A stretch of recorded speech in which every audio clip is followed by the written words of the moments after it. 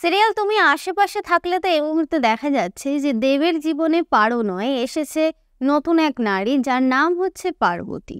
তো এই পার্বতীকে দেখার জন্যে এখন আত্মীয় স্বজন ভিড় জমিয়েছে এই বাড়িতে। পাল বাড়িতে লোকজন আসছে, আনন্দ করছে, স্ত্রী আচার চলছে, কিন্তু এই সব কিছু একেবারেই মেনে নিতে পারছে না আমাদের পারো। আসলে আমাদের ভালোবাসার মানুষটা যখন অন্য কারোর হয়ে যায় তখন আমরা সেটা মেনে নিতে পারি না।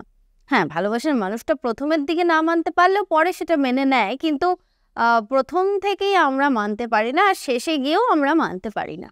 তো এরকমই একটা ঘটনা চলছে এখন পারোর সাথে। পারো এই বিষয়টা কিছুতেই মেনে নিচ্ছে না যে পার্বতী নাকি দেবের স্ত্রী হয়ে এসেছে। পারোর জায়গায় পার্বতীকে কখনোই মেনে নেবে না পারো। আর সেই জন্য হুলুস তুলুস কাণ্ড কারখানা কিন্তু সে বাঁধিয়ে রেখেছে। বাড়িতে যখন পিসিমণি এসেছে তখন চলছিল স্ত্রী আচার, মানে কানে মধু দেওয়ার পর্ব। তো সেই মধুর বাটি ছুঁড়ে ফেলে দিয়েছে এমনভাবে পারো যে সেই মধুর বাটির থেকে মধু গিয়ে পড়েছে পিসিমণির চোখে মুখে। পার্বতী সুযোগের সদ্ব্যবহার করেছে, এবং পার্বতী যেহেতু খারাপ মানুষ নয়, ভালো মানুষ, তাই জন্য গরম জল আনতে বলে, আর সেই গরম জলে একটা কাপড় ভালো করে ভিজিয়ে পিসিমণির মুখ চোখ ভালো করে পরিষ্কার করে দেয়।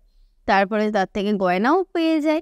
তো তারপরে চলছে সংসারে সবকিছু আছে ভরা ভরা অনুষ্ঠান। মানে রান্নাঘরে যাবে, সেখানে সমস্ত সবজি, মুদিখানার জিনিস সবকিছু দেখবে কোটোর মধ্যে, ঝুড়ির মধ্যে দেখবে সবকিছু ভর্তি ভর্তি রয়েছে, আর বলবে যে সবকিছু আছে ভরা ভরা। তো সেটা তো করেছে আমাদের পারো। কিছু একটা করতে যাবে, ঠিক সেই মুহূর্তে দেবের মা এটা বলেছে যে পারো, আমি জানি যে তুই এখানে আছিস, কিন্তু আমার পারো তো এরকম নয়, আমার পারো তো আমার কথা শুনতো, আমার পারো তো কখনো ক্ষতি করতো না কারোর। তো এইসব শুনে পারো তো চুপ করে গেছে, কিন্তু উল্টো দিকে দেব আবার জানতে পেরেছে যে বাড়িতে নাকি বউ ভাতের অনুষ্ঠান করা হবে। এটা জানতে পেরে দেব তো খেপে গেছে, কিন্তু সে আসছে এখন পারোর কাছে। কিন্তু রান্নাঘরে এসে দেখছে যে পারো সবকিছু ভাঙচুর করছে। পারোকে সে থামাবার চেষ্টা করছে, দূর থেকে দাঁড়িয়ে পারোর মা ভাবছে যে আমার মেয়েটা, আমি জানি, খুব কষ্ট পাচ্ছে।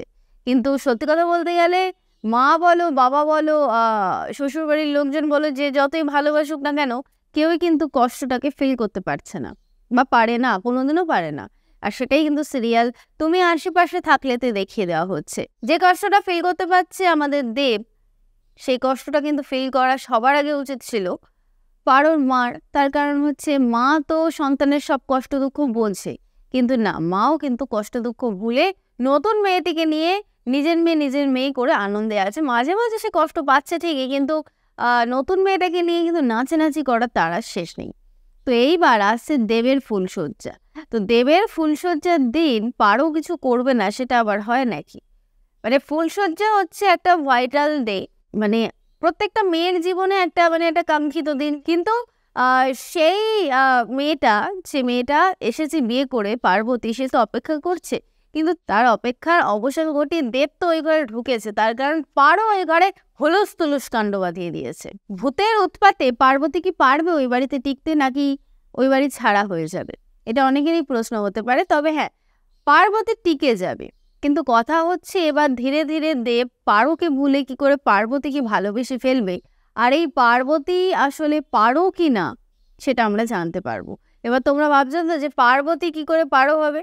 আরে ভাই, এমন তো হতেই পারে যে ভেসে এসেছে, তাকে উদ্ধার করেছে, তাকে যেটা বলা হয়েছে, মানে স্মৃতিশক্তি হারিয়ে গেছে, তাকে যেটা বলা হয়েছে সে সেটা জেনেই চলছে, আর তার আত্মাটা ঘুরে বেড়াচ্ছে দেবের সাথে।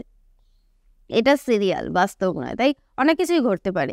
আর এই কাল্পনিক সিরিয়ালটাকে আরেকটু কল্পনা মিশিয়ে আমি আপডেটটা দিলাম আজকে, তাই অবশ্যই করে দেখতে থাকো সিরিয়াল তুমি আশেপাশে থাকলে, স্টার জলসা ও স্টার জলসা এইচডিতে। আর আমার ভিডিওটা ভালো লাগলে লাইক করো, কমেন্ট করো, শেয়ার করো। যারা যারা সাবস্ক্রাইব করোনি তারা অবশ্যই করে সাবস্ক্রাইব করে বেল বাটনটা ক্লিক করে ফেলো।